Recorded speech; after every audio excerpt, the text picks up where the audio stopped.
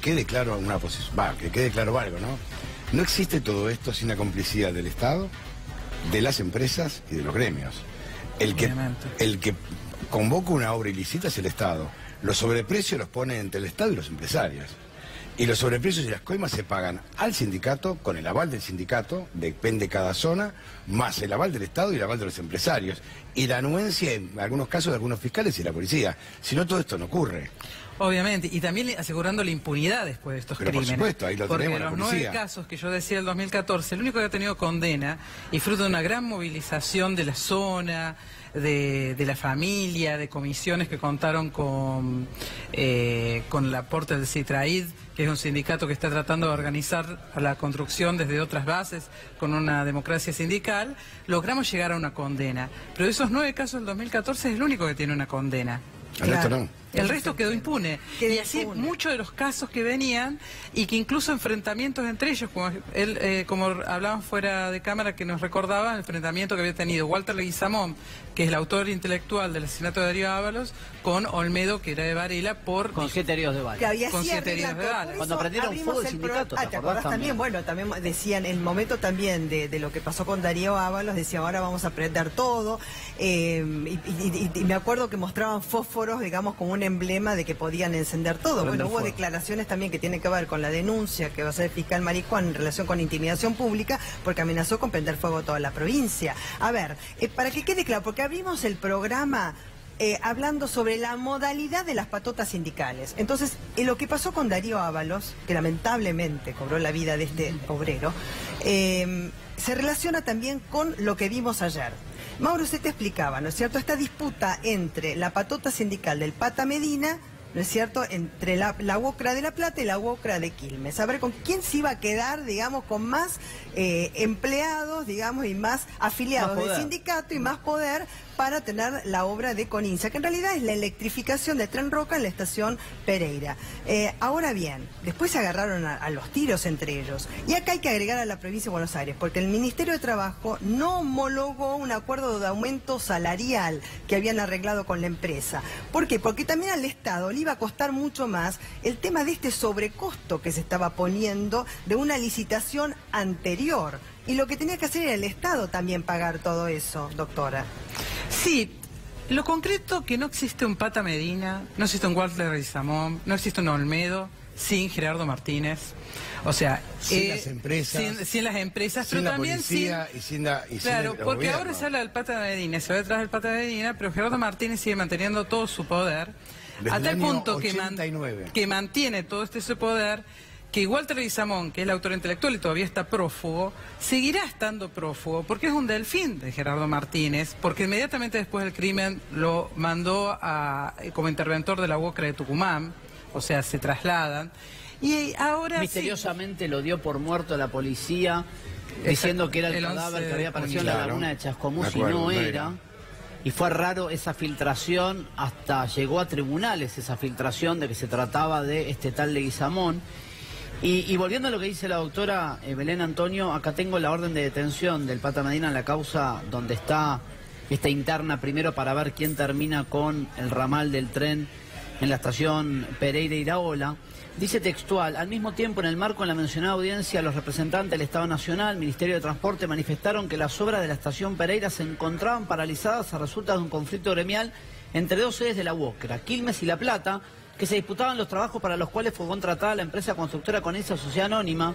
En ese marco, los representantes del Estado Nacional, como dijo Belén, han manifestado que la empresa debió hacer una denuncia penal porque hubo un intercambio de disparos entre estas dos facciones gremiales. Hasta ahí se enfrentaban a tiros, pero miren cómo termina. Que sin perjuicio de ello, esas dos sedes de la entidad gremial habían llegado a un acuerdo para terminar las obras, que asimismo la UOCRA informó recientemente a la empresa constructora que de repente los costos de las obras a realizar en dicha estación habían sido incrementados, por lo que de ese traslado el Estado Nacional debía analizar la conveniencia de dicho gasto extraordinario, ya que los costos que primigeniamente se encontraban pautados no fueron cumplidos por la UOCRA y no se encontraban previstos en la contratación. Es decir, se enfrentan a balazos, se arreglan las dos facciones, aprietan, al que salió licitado y le dice, no, ahora vale el doble. Claro, y al Estado le cuesta más caro, que es lo que yo estaba diciendo, que por eso tampoco homologan ese acuerdo salarial que tienen. Y también está la denuncia que hacen de por qué al Estado le tiene que pagar un sobrecosto. Y por otra parte también le atribuyen a esta patota sindical, en cuanto al enfrentamiento de las dos facciones entre La Plata y Quilmes, el tema de la dilación en el tiempo de la refacción de la obra de la estación. Que lo hacían a propósito, dice la acusación, para... Y por eso te cuesta más. No, pero el Estado ahí es cómplice porque relicita, gana la misma empresa, o me equivoco, gana la misma empresa, acepta el sobreprecio. Pero acá con ISA no. No lo hizo. Acá no lo hizo. Acá no lo hizo. Pero al no poder... Vos decís en general, claro. Suele ocurrir. Ayer el mismo Pata Medina decía que la obra de 2.000 millones de pesos licitada ya estaba en 7.000. Claro. Porque se habían demorado. ¿Por qué? Porque la empresa dice, flaco, demoraste un año, aumentaron los costos, la paritaria, el fierro, me aumentó el cemento, la arena, y el Estado avala. Pero ¿qué pasa si la Boca era a acá, propósito perdón, para con la ISA obra? ya estaba licitada, la licitación ya se había hecho. Así que con Eso ISA es lo que era dice la acusación. empresa, exactamente, la Pero empresa lo que que digo se tenía es esto, que ocupar Antonio, de la electrificación. ¿Qué pasa cuando en realidad todo esto que estamos contando en esta causa puntual, lo que está diciendo el juez es, a ver, en realidad fueron las propias facciones de la Boca, Quilmes y La Plata que primero se enfrentaban a tiro y después se pusieron de acuerdo para extorsionar a la empresa licitada? ¿Y ahora qué Bueno, hacen? pero acá hay un Estado también que deja correr. ¿Por qué hace la empresa Porque licitada? Dice, no puedo previamente terminarla. hubo tiroteos al... No tengo plata. No me alcanza la plata. Hubo tiroteos que nadie criminalizó, que nadie... O sea, ahora es la acusación al Pata Ahora Medina. es el demonio. Ahora es el demonio en este momento. Pero Cuando hace además, rato era un demonio. No, lo dejaron correr. lo dejaron crecer. No, lo claro que dejaron sí. crecer. O sea, El Pata es quien es porque lo dejaron. Claro, el Pata de Medina también les garantizaba a toda la Cámara Empresarial de la Construcción de La Plata que no entrara ninguna empresa de afuera. No eran solamente ellos, es verdad. Eran solamente ellos, o sea... Y las de afuera, te dicen, las de afuera te dicen también, cualquier lugar menos La Plata, por los sobreprecios. Claro, entonces eran todos pero cómplices. ¿quién lo hace crecer de esa forma al Pata de Las Medina? También empresas, las empresas, el sindicato y el las Estado. propias empresas de la Cámara de Construcción de La Plata también es una forma de cercar ese negocio, ese mercado, solamente para ellos, porque ingresar de afuera a La Plata también era imposible. Por los sobrecostos. Por sobrecostos. No es la primera vez que nosotros cubrimos, de mi lugar de periodistas, muchísimas veces he cubierto estos tiroteos, digamos, y enfrentamientos a tiros de la patota sindical, del Pata Medina, o sea, eso lo hemos hecho en muchísimas oportunidades.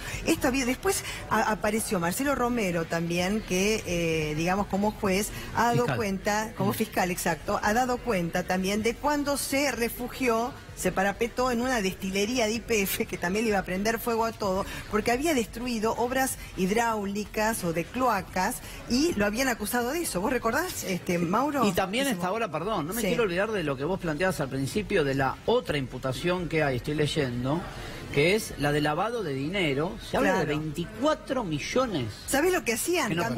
¿Sabés lo que hacían, no? Cambiaban cheques por efectivo. O descuentos de cheques, y no estaban autorizados con una por el Banco empresa que Central. bautizaron Abril Catering, sociedad anónima. Por eso mandaron a investigar esta empresa, porque leo textual. Porque no vendía sanguchitos de miga. Dice la denuncia. No, tal vez lo hacían, ¿eh? No sé, habían garantizado... Salía el propio catering para los obreros. Claro, los trabajadores sí tenían garantizado el almuerzo porque la empresa de catering era el paro. Y eso era parte del sobreprecio que tenían las obras. Tenían que pagar el catering. Claro. Entre otras cosas, ¿no?